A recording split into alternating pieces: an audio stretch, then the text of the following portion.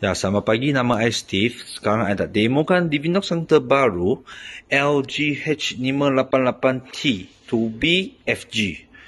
Model ini yang first thing untuk dia sudah upgrade untuk glass dia. You boleh tengok dia punya glass dia.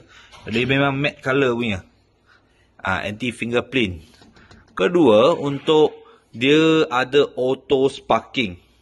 Auto sparking mean biasa bila dapur kena on hold dulu. So sekarang ini tak perlu on hold. Untuk knob ni, tekan, pusing. Api terus menyala. You boleh terus lepas tangan terus. Janji yang you ada pusing, dia memang sudah okey dah. Ketiga, untuk dia ada sync function. Maksudnya dapur ini dia ada connect dekat hood, tapi bukan yang semua hood boleh di connect lah. Ini untuk sync function. Maksudnya api sudah buka, hood automatik buka.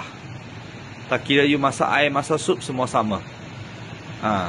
So lagi satu, untuk kalau you sudah tutup itu api dia, hood dia akan countdown itu masa, nampak tak?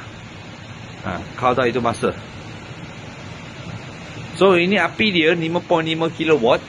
So sparking you tengok, kalau I tekan kan, tak ada pusing kan, api dia tak keluar. Dia sudah automatic.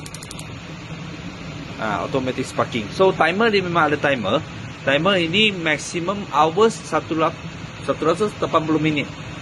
3 jam lah. So masa yang you nak set timer, macam mana set? Tekan, pusing, api sudah menyala kan. So you set dekat sini. Minimum 1 minit. Paling kurang 1 minit, sorry.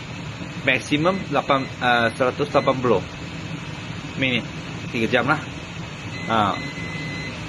So masa ini untuk biasa kalau you boleh masak untuk kari, kari ke atau kambing ke, ikan ke, itu you boleh set untuk masa dekat masak. Buat panaskan, you pun boleh pakai timer juga. Masa yang dia sudah sampai, api dia akan auto off lah.